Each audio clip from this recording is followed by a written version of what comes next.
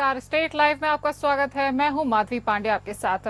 शुरुआत करते हैं झारखंड से। झारखंड विधानसभा चुनाव परिणाम के बाद से राज्य में चल रही हिंसा पर बीजेपी ने कड़ी आपत्ति जताई है। बीजेपी नेता ने इसके पीछे झारखंड मुक्ति मोर्चा का हाथ होने का आरोप लगाया है। भाजपा के कार्यकारी प्रदेश अध्यक्ष रविंद्र कुमार राय ने रांची में मीडिया कर्मियों को संबोधित करते हुए झामुमो और कांग्रेस पार्टी पर जमकर प्रहार किया है। उन्होंने कहा कि झारखंड मुक्ति मोर्चा के कार्यकर्ताओं द्वारा जिस तरह से बरहेट सहित राज्य के विभिन्न विधानसभा क्षेत्रों में भाजपा कार्यकर्ता और समर्थकों को टारगेट कर मारपीट और भय का माहौल बनाया जा रहा है, उससे माहौल खराब हो रहा है। उन्होंने राज्य के मुख्य सचिव से तुरंत ऐसे लोगों पर कार्यवाही करने का आग्रह किया है जो माहौल बिगाड़ने की कोशिश कर रहे हैं। उन्होंने कहा कि भाजपा सत्ता में रही है और विपक्ष में भी रही है। हमें इस चुनाव परिणाम के जरिए कम आंकने की भूल झारखंड मुक्ति मोर्चा न करे। भाजपा के कार्यकारी प्रदेश अध्यक्ष रविंद्र राय ने चेतावनी देते हुए कहा कि झामुमो कांग्रेस पार्टी झारखंड को बंगाल बनाने की कोशिश न करे। उन्होंने कहा कि लोकतंत्र की मर्यादा रखते हुए हमने जनादेश का सम्मान करते हुए बधाई भी दी है, लेकिन भाजपा राजनीतिक रूप से इतनी कमजोर नहीं हो गई है जो अपमान और प्रताड़ना को बर्दाश्त कर ले। उन्होंने यहां तक कह दिया कि भाजपा कार्यकर्ताओं ने चूड़ी नहीं पहन रखी है। यदि प्रशासन कुछ नहीं करेगा और लोगों का गुस्सा बाहर हो गया तो हालात गंभीर हो जाएंगे। भारतीय जनता पार्टी नहीं चाहती कि सामाजिक सौहार्द बिगाड़ने की कोशिश की जाए, मगर झारखंड मुक्ति मोर्चा का हमेशा से संथाल में घरों में जाकर भयभीत करने की आदत रही है। वह कहते ही रहे हैं कि हारेंगे तो हारेंगे और जीतेंगे तो थुरेंगे। रविंद्र राय ने कहा कि यह उनकी पुरानी आदत रही है, लेकिन मैं स्पष्ट रूप से चेतावनी देता हुए कहता हूं कि झामुमो कांग्रेस के लोग झारखंड को बंगाल बनाने की कोशिश न करें। उन्होंने कहा कि जामताड़ा में मतगणना के बाद बीजेपी प्रत्याशी सीता सोरेन को कांग्रेस कार्यकर्ताओं के द्वारा अपमानित किया गया। उसके बाद बरहेट में भाजपा समर्थक पर हमला किया गया है। उन्होंने बहरागोड़ा में चुनाव जीतने वाले जेएमएम प्रत्याशी समीर मोहंती के भतीजे और भांजे पर आरोप लगाया कि वे लोग पिछले 3 दिनों से भाजपा नेता और कार्यकर्ताओं के साथ मारपीट कर रहे हैं।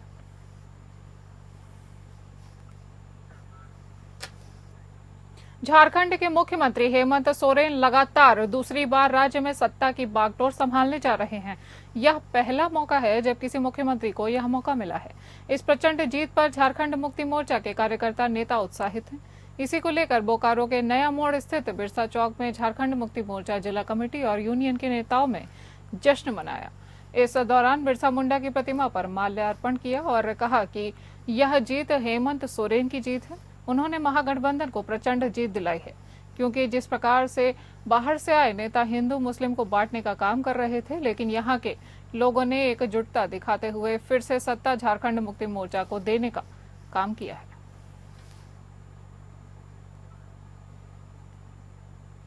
बोकारो की पहली महिला विधायक बनी श्वेता सिंह ने पत्रकारों से बात करते हुए कहा कि जिन बातों को लेकर बोकारो की जनता ने मुझे विधायक के पद पर बैठाया है, उन सभी मुद्दों को मैं अपने स्तर से दूर करने का काम करूंगी। बोकारो के सेक्टर 3 स्थित आवासीय कार्यालय में विधायक निर्वाचित होने के बाद पहली बार पत्रकारों के सामने उन्होंने अपनी बातों को रखने का काम किया है। श्वेता सिंह ने कहा कि विस्थापन, बेरोजगारी, इंडस्ट्रियल विकास, पलायन और ग्रामीण क्षेत्रों में पानी सहित अन्य समस्याओं को दूर करने का काम किया जाएगा। उन्होंने कहा कि विस्थापित क्षेत्र को पंचायत का दर्जा दिलाना हमारी प्राथमिकता में है। उसके लिए पूर्व में भी काम किया गया है।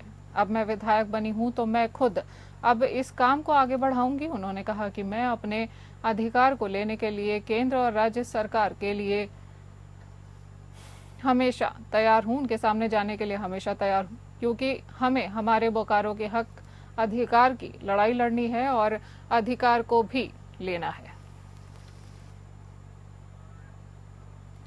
बात करते हैं बिहार की। भागलपुर के सदर अस्पताल सीएस कार्यालय के सामने आशा कार्यकर्ताओं ने जमकर विरोध प्रदर्शन किया। बता दें कि सरकार के निर्देशानुसार आशा कार्यकर्ताओं द्वारा किए गए प्रमुख काम में टीकाकरण, प्रसव, परिवार नियोजन आदि सभी बखूबी तरह से निभाए जा रही हैं। लेकिन आशा कार्यकर्ता घरेलू महिलाएं हैं। उसे मोबाइल ऐप के जरिए जो आयुष्मान कार्ड बनाने का निर्देश मिला है, इससे तमाम आशा कार्यकर्ताओं में खासा नाराजगी देखी जा रही है। उनका कहना है कि हम लोगों से वेतन के हिसाब से अधिक कार्य लिया जा रहा है। सरकार की जो शोषण करने वाली नीति है यह कतई बर्दाश्त नहीं की जाएगी। इन तमाम बातों को लेकर आज जिले की तमाम आशा कार्यकर्ताओं ने सीएस कार्यालय के समक्ष धरना प्रदर्शन किया है। भागलपुर में संयुक्त किसान मोर्चा, केंद्रीय ट्रेड यूनियन और खेत मजदूर संगठन के कार्यकर्ताओं पर पुलिस ने लाठीचार्ज किया है। भागलपुर समाहरणालय के मुख्य गेट के समीप अपनी मांगों को लेकर सभी कार्यकर्ता प्रदर्शन कर रहे थे। इस दौरान पुलिस सभी को गेट के आगे से हटाने के लिए पहुंची थी। जबरदस्ती सभी प्रदर्शनकारियों को हटाया गया। इस दौरान पुलिस ने लाठीचार्ज किया, जिसमें कुछ कार्यकर्ताओं को चोट भी आई है। पुलिस ने संयुक्त किसान मोर्चा, केंद्रीय ट्रेड यूनियन और खेत मजदूर संगठन के 4 सदस्यों को गिरफ्तार भी कर लिया है। नवगाछिया पुलिस जिला अंतर्गत खरीक थाना के 200 मीटर की दूरी पर खरीक बाजार में सचिन ज्वेलर्स एंड सन्स की डायमंड, गोल्ड और सिल्वर के थोक और खुदरा ज्वेलरी की दुकान में नकाबपोश हथियारबंद आधा दर्जन से अधिक अपराधियों ने ज्वेलरी की दुकान के पीछे का ग्रिल व शटर तोड़कर दुकानों से तकरीबन 2 से 3 करोड़ से अधिक राशि की ज्वेलरी चोरी कर ली है। सभी अपराधी आभूषणों को लेकर छत के ऊपर गए। आभूषणों का डिब्बा छत के ऊपर फेंक सारा आभूषण लेकर छत की दीवार फांदकर फरार हो गए। अपराधियों की सारी करतूत सीसीटीवी कैमरे में कैद हो गई है। बाहर के लोगों को घटना की भनक तक नहीं लग सकी। अपराधियों को दुकान की भौगोलिक स्थिति की पूरी जानकारी थी। चोरी की गई आभूषणों की कीमत 3 करोड़ से अधिक बताई जा रही है। खरीक बाजार के व्यवसायियों ने कहा कि पुलिस रात्रि में गश्त नहीं करती। अपराधी खुलेआम चोरी और लूट की घटना को अंजाम दे रहे हैं। उन्होंने मांग की कि पुलिस कार्यवाही कर चोरी की गए आभूषणों की बरामदगी सुनिश्चित करे। जब तक आभूषणों को बरामद नहीं किया जाता तब तक व्यवसायी बाजार बंद रखेंगे। बिहार के समस्तीपुर के रहने वाले वैभव सूर्यवंशी 13 साल की उम्र में आईपीएल 2025 मेगा ऑक्शन में इतिहास रच दिया है। बिहार के बल्लेबाज वैभव सूर्यवंशी आईपीएल ऑक्शन में बिकने वाले सबसे कम उम्र के खिलाड़ी बन चुके हैं। राजस्थान रॉयल्स और दिल्ली कैपिटल्स के बीच इस खिलाड़ी को खरीदने की जंग हुई। आखिर में सूर्यवंशी को राजस्थान रॉयल्स ने 1.110 करोड़ रुपए की बोली के साथ अपनी टीम में शामिल कर लिया है। आपको बता दें कि ये खिलाड़ी 1.10 करोड़ रुपए की बोली के साथ टीम में शामिल हुआ है। वैभव 13 साल के हैं। वह इंडिया अंडर 19 टीम में खेल चुके हैं। अब वह आईपीएल ऑक्शन में शामिल होने वाले सबसे युवा खिलाड़ी बने। 30 लाख के बेस प्राइस के साथ ऑक्शन में उतरे इस युवा स्टार के लिए पहली बोली दिल्ली कैपिटल्स ने लगाई। उनके लिए दिल्ली कैपिटल्स ने 1 करोड़ रुपए तक की बोली लगाई, लेकिन अंत में राजस्थान ने बाजी मारी। समस्तीपुर के रहने वाले सूर्यवंशी मैदान पर अपनी असाधारण उपलब्धियों से पहले ही इतिहास रच चुके हैं। 2023 से 24 के रणजी ट्रॉफी सीजन में उन्होंने मुंबई के खिलाफ सिर्फ 12 साल और 284 दिन की उम्र में डेब्यू किया और ऐसा करने वाले टूर्नामेंट इतिहास में सबसे कम उम्र के खिलाड़ी बन गए। इस उपलब्धि से उन्होंने सचिन तेंदुलकर, युवराज सिंह जैसे क्रिकेट के दिग्गजों के रिकॉर्ड तोड़ दिए हैं। युवराज ने 15 साल और 57 दिन की उम्र में डेब्यू किया था, जबकि महान सचिन तेंदुलकर ने भी 15 साल और 230 दिन की उम्र में डेब्यू किया था। बात करते हैं छत्तीसगढ़ की। बेमेतरा के झाझडीह के ग्रामवासी सड़क की मांग को लेकर कलेक्ट्रेट पहुंचे, शिकायत के साथ आवेदन दिया। आपको बता दें कि ग्राम रामपुर पंचायत के झाझडीह के ग्रामवासी को आने जाने में काफी परेशानियों का सामना करना पड़ता है। वहीं सड़क मार्ग को बनाने से ग्राम रामपुर के दाऊ के द्वारा रोका जा रहा है। बताया जा रहा है कि जिस जमीन से सड़क निर्माण हो रहा है उस जमीन को गांव के दाऊ अपना जमीन बता रहे हैं और उस जमीन पर सड़क बनाने से रोक रहे हैं। ग्रामवासी बता रहे हैं कि जहां सड़क बन रही है, इसी बात को लेकर ग्रामवासी कलेक्ट्रेट पहुंचे और गांव में सड़क बनाने की मांग की।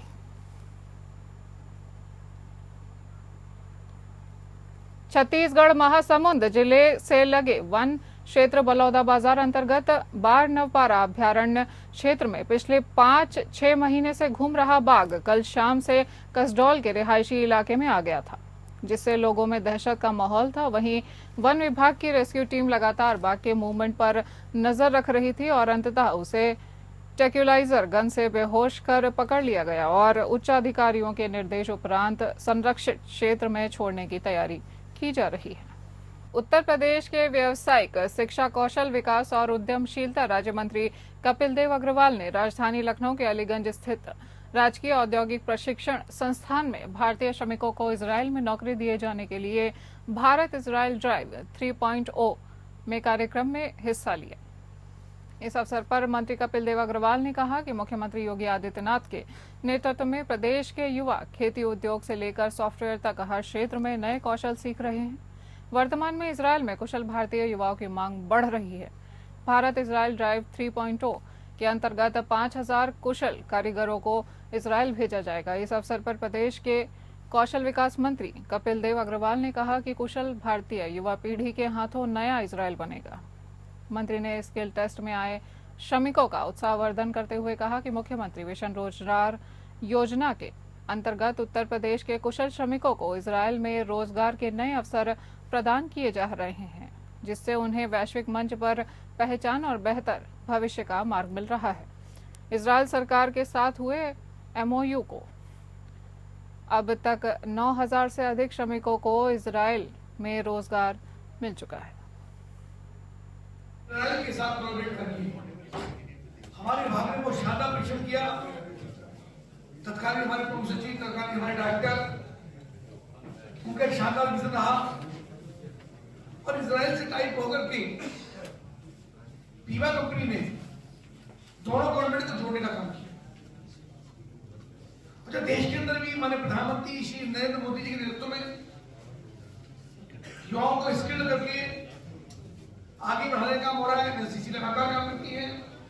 उसी को ही आदरणीय मुख्यमंत्री योगी आदित्यनाथ जी और अधिक ऊर्जा देने का काम, मार्गदर्शन करने का और हर प्रकार की मदद करने का काम। बस्ती में आयोजित मुख्यमंत्री शादी समारोह में भ्रष्टाचार और कमीशन खोरी की इंतहा देखने को मिली। यहां सरकार की तरफ से कराई जा रही गरीब बहनों की शादी में ऐसा खेल रचा गया जिससे हर कोई हैरान है। सरकार गरीब बेटियों की शादी के लिए करोड़ों रुपए खर्च कर रही है, लेकिन बड़े साहब कमीशन के चक्कर में बेटियों के हक पर भी डाका डालने से गुरेज नहीं कर रहे। बस्ती में मुख्यमंत्री सामूहिक विवाह का आयोजन हुआ, जिसमें 543 करीब बेटियों की शादी कराई गई, लेकिन आरोप है कि इस दौरान शादी में बुलाई गई बेटियों को उपहार के तौर पर नकली सामान बांटे गए हैं।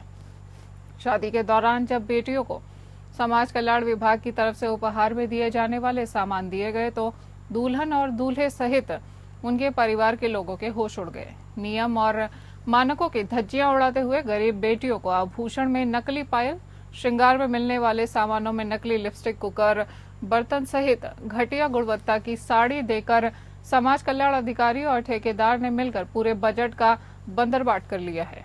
इस बात की खबर जैसे ही हिंदू संगठनों को लगी तो वे मौके पर पहुंचे।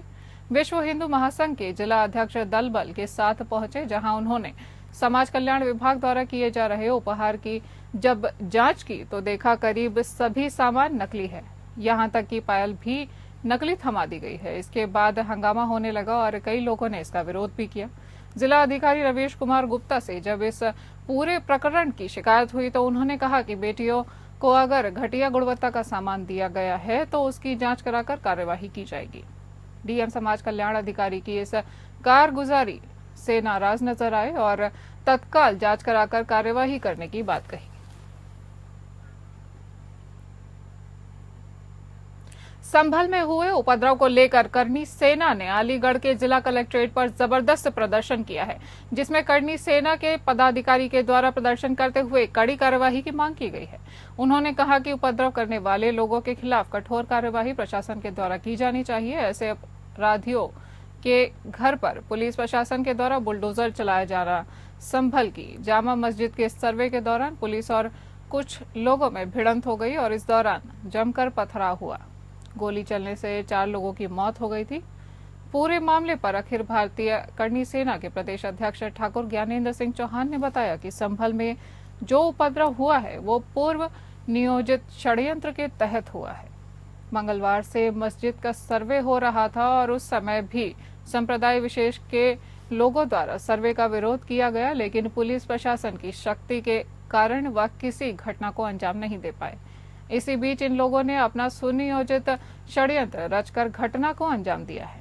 हमारी उत्तर प्रदेश सरकार से मांग है कि इस घटना की खुफिया एजेंसियों द्वारा गहनता से जांच कराई जाए और घटना के आरोपी और उनको संरक्षण देने वाले लोगों के विरुद्ध रासुका और देशद्रोह के तहत कार्यवाही कर फांसी की सजा दी जाए।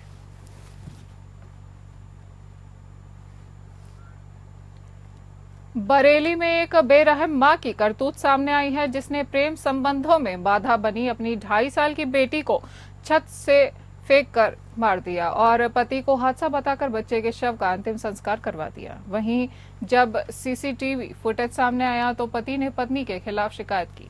फिलहाल अब पुलिस ने आरोपी पत्नी के खिलाफ गंभीर धाराओं में मुकदमा दर्ज कर पत्नी को हिरासत में लेकर पूछताछ शुरू कर दी है।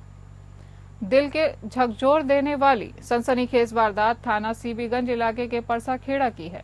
दरअसल थाना सीबीगंज इलाके के कासमपुर गांव का रहने वाला मुर्शीद खान नाम का एक युवक नौकरी के सिलसिले में परिवार के साथ शहर के पेरसा खेड़ा में किराए का मकान लेकर रहने लगा। पति मुर्शीद खान फैक्ट्री ड्यूटी चला जाता था तो पत्नी घर पर बच्ची के साथ अकेले रह जाती थी। 5 दिन पहले 21 नवंबर को पत्नी अनम ने पति मुर्शीद खान को फोन किया कि बच्ची छत से गिर गई है। फोन ही पति मुर्शीद खान ड्यूटी छोड़कर घर पहुंचा और बच्ची को अस्पताल लेकर गया, जहां डॉक्टर ने मासूम बच्ची को देखते ही मृत घोषित कर दिया।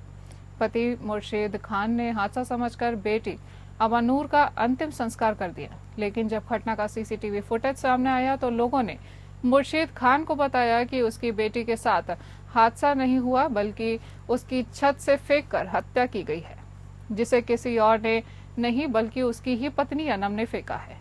इसके बाद पति मुर्शीद खान ने थाना सीबीगंज पहुंचकर पुलिस में शिकायत दर्ज की। वहीं शिकायत के बाद पुलिस ने आरोपी पत्नी के खिलाफ मुकदमा दर्ज कर पत्नी अनम को हिरासत में ले लिया और पुलिस आरोपी पत्नी अनम से पूछताछ कर रही है कि आखिर उसने 2.5 साल की मासूम अमानूर की छत से फेंककर हत्या क्यों की। बताया जा रहा है कि प्रेम संबंधों में बाधा बनने पर निर्दयी मां ने मासूम की जान ली है। रायबरेली जिला कारागार में बंदियों के लिए एक विशेष कार्यक्रम का आयोजन किया गया है, जिसका नाम बंदी रेडियो रखा गया है। इस कार्यक्रम में मुख्य अतिथि के तौर पर सरेनी के पूर्व विधायक सुरेंद्र बहादुर सिंह पहुंचे। वहीं मौके पर जेल के समस्त अधिकारी और जेलर हिमांशु रौतेला, जेल अधीक्षक अमन कुमार सिंह उपस्थित थे, जिनके माध्यम से फीता काटकर जेल में बंदी रेडियो का उद्घाटन किया गया। बंदी रेडियो की खास प्रस्तुति यह है कि इसके माध्यम से बंदियों को देशभक्ति के गाने, क्लासिकल सॉन्ग और तमाम ऐसी जानकारियां समय समय पर उपलब्ध कराई जा सकती हैं। शासन के निर्देशानुसार जो भी कार्य किए जाएंगे या कार्यों को बताया जाएगा, उन सभी बातों को अब बंदी रेडियो के माध्यम से प्रत्येक बंदी तक पहुंचाया जा सकता है। बंदी रेडियो बंदियों के लिए खास कार्यक्रम है ताकि बंदियों को देशभक्ति, क्लासिकल सॉन्ग और भक्ति के गानों को सुन सकेंगे ताकि उनका मन शांत रहे। बंदी रेडियो जेल के अंदर, महिला अस्पताल एवं सभी बैरकों में लगाया जाएगा। इस बुलेटिन में इतना ही। नमस्कार।